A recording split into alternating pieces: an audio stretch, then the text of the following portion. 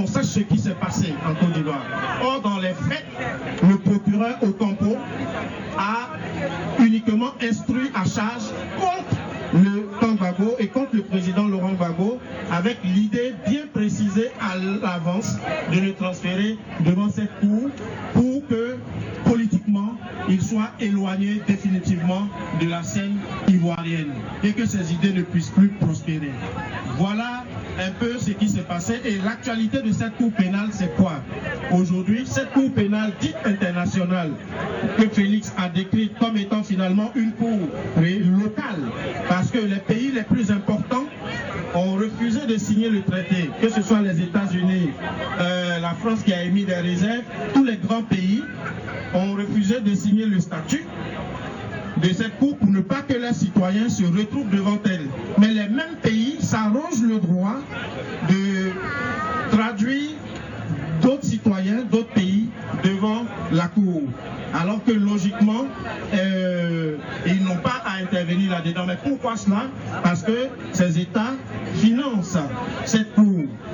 Et il y a aussi des organisations très puissantes privées, comme l'organisation de M. George Soros, qui plaide pour une société sans règlement, finalement, où c'est la loi du plus fort qui l'empêche et qui l'emporte, ont financé et continuent de financer cette cour, qui a donc une lecture unilatérale des relations internationales. Finalement, cette cour consacre la loi du plus fort. Et c'est en cela que nous disons que Laurent Gbagbo est le prisonnier, on dira peut-être pas de toute la communauté internationale, mais d'une partie de la communauté internationale, c'est-à-dire les États qui, pour des intérêts géostratégiques, ont décidé de faire de la Côte d'Ivoire, du Golfe de Guinée, qui sont des zones très riches en pétrole, en minerais et toutes sortes de matières premières stratégiques, d'en faire une zone d'accès facile. Et des gens donc, comme Laurent Gbagbo, avec les idées qu'il professait, étaient considérés et sont considérés comme les ennemis de cette vision. Néanmoins, grâce à la mobilisation d'un certain nombre de forces dont parlera le docteur Toit, il y a une donne qui est en train de changer au niveau de la CPI elle-même. La Cour, lors des dernières audiences, a reconnu qu'il n'y avait pas suffisamment de preuves contre Laurent Gbagbo pour le conduire à un procès. Au lieu d'en tirer les conséquences et donc de le libérer, ils ont donné une seconde chance au procureur d'aller chercher de nouvelles preuves. Ce procureur était en Côte d'Ivoire récemment et je peux vous dire qu'elle est revenue les bras ballants parce qu'il n'y a aucun élément qui établisse que M. Gbagbo, en tant que chef de l'État, avait donné des ordres, avait un plan pour tuer massivement ses opposants. Et donc, nous pensons que de façon légitime, il peut aspirer à être libéré prochainement.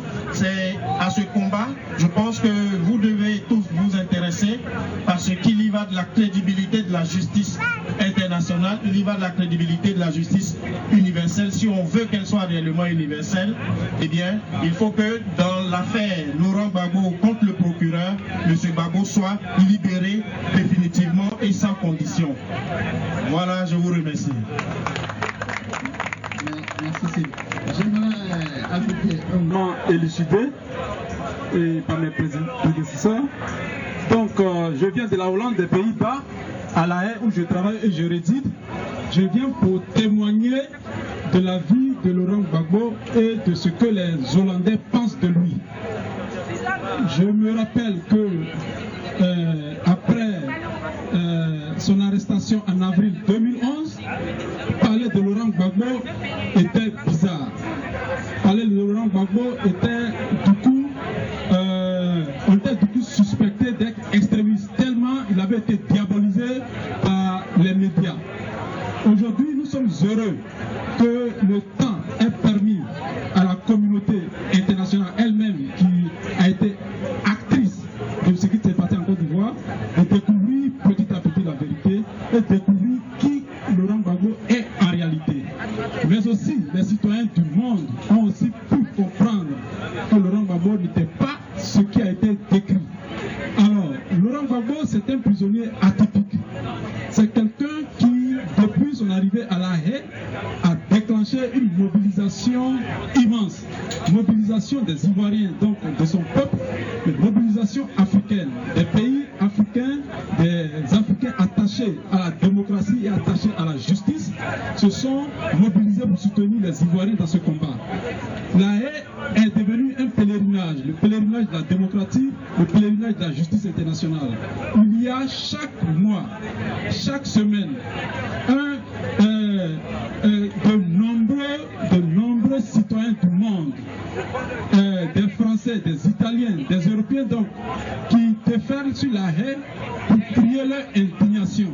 Indignation dans le cas Laurent Gbagbo. Parce que un détenu doit avoir commis des crimes. Mais dans le cas de Laurent Gbagbo, comme Maître Cyril Zokou l'a dit tout à l'heure, le monsieur, il a été simplement arrêté pour des raisons politiques. Alors, ce sont des choses qu'on ne peut pas accepter. La solidarité internationale nous recommande de soutenir la Côte d'Ivoire et de soutenir Laurent Gbagbo. Et partant de lui pour donner un signal fort aux puissants du monde qu'il faut absolument que désormais, que ce soit la justice qui prime.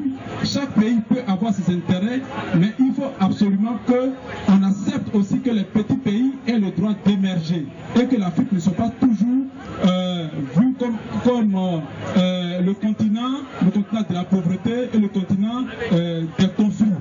Alors, une mobilisation immense s'est déclenchée depuis l'arrestation de Laurent Gbagbo et elle continue. Les Hollandais, le maire de La Haye, de la ville de La Haye, qui chaque fois voit ces manifestants à La Haye, s'est interrogé sur le cas Laurent Gbagbo. Et finalement, tellement la mobilisation est grande et que les hôtels, parce qu'il faut aussi dire que ça crée aussi des avantages financiers. Quand on y va, on consomme, les hôtels sont occupés, il a décidé d'accorder une part des recettes générées par le département des manifestants. Il a décidé d'accorder une part à Laurent Gbagbo. Les médias au début qui étaient réticents avaient passé le message des mouvements de résistance, des mouvements pro-Gbagbo, les mouvements qui luttent pour la cause de Laurent Gbagbo, qui étaient réticents à faire passer le message simplement par gêne et aussi par toute cette image qui était collée au personnage de Laurent Gbagbo, a dû comprendre qu'en réalité, il était plutôt question de politique qu'une question de justice. Et petit à petit, donc, les médias s'ouvrent désormais à nous et nos messages sont véhiculés, nos images sont véhiculées, les atrocités commises par le gouvernement Alassane Ouattara sont aujourd'hui mises à nous et véhiculées dans la presse néerlandaise. Donc nous félicitons tous ceux qui nous soutiennent, qui soutiennent la Côte d'Ivoire et au-delà de la Côte d'Ivoire, qui soutiennent l'Afrique dans ce combat pour la justice et la démocratie. Et nous appelons ceux qui n'ont pas encore, ceux qui n'avaient pas encore compris, ou bien ceux qui étaient encore réticents de se joindre à nous, parce que c'est aussi ça la solidarité internationale. Nous appelons le peuple français et nous disons ici que les Ivoiriens n'ont jamais été anti-français. Ça, je pense qu'il faut le dire. Les Ivoiriens n'ont jamais été anti-français. Les Ivoiriens ont été blessés dans leur amour propre que M. Chirac ait décidé, au nom de certains calculs qui lui étaient propres, de détruire un pays. Et les Ivoiriens étaient donc contre la politique de Chirac. Les Ivoiriens n'ont jamais été anti-français. Nous invitons donc les Français à se joindre à nous et à donner un signal fort au président Hollande, en qui nous avons foi et pour qui nous avons fait beaucoup d'efforts, parce que nous croyons à la France, nous croyons à la démocratie française, et nous demandons donc au peuple français de nous soutenir pour que les autorités françaises prennent une autre posture sur le cas de la Côte d'Ivoire, sur le cas de Laurent Gbagbo. Merci. Mon prédécesseur, l'éminent maître Zokou Seri vient de le dire, j'arrive d'Abidjan ce matin. Je vais juste prendre un ou deux volets de l'actualité telle qu'elle se déroule sous nos yeux aujourd'hui. Version autorité qui nous gouverne en Côte d'Ivoire aujourd'hui. Je vais parler pour commencer de la sécurité. Celle-là, elle est assurée par ceux qu'on a appelés abusivement Force républicaine de Côte d'Ivoire. Je les nomme rebelles, moi, je continue de les appeler rebelles. Ils ont été rebaptisés donc FRC, Force républicaine de Côte d'Ivoire. Aujourd'hui, on a des exactions de toutes sortes en Côte d'Ivoire, des assassinats planifiés, la justice. Est-ce qu'on doit même parler de justice? Celle-là, elle est à deux vitesses aujourd'hui. Seuls sont pourchassés, seuls sont indexés, ceux qu'on a appelés pro-Bago alors qu'ils sont ivoiriens. Donc on devrait dire pro-Côte d'Ivoire, mais on les baptise abusivement et de façon imbécile pro-Bago. Donc ceux-là seulement sont pourchassés.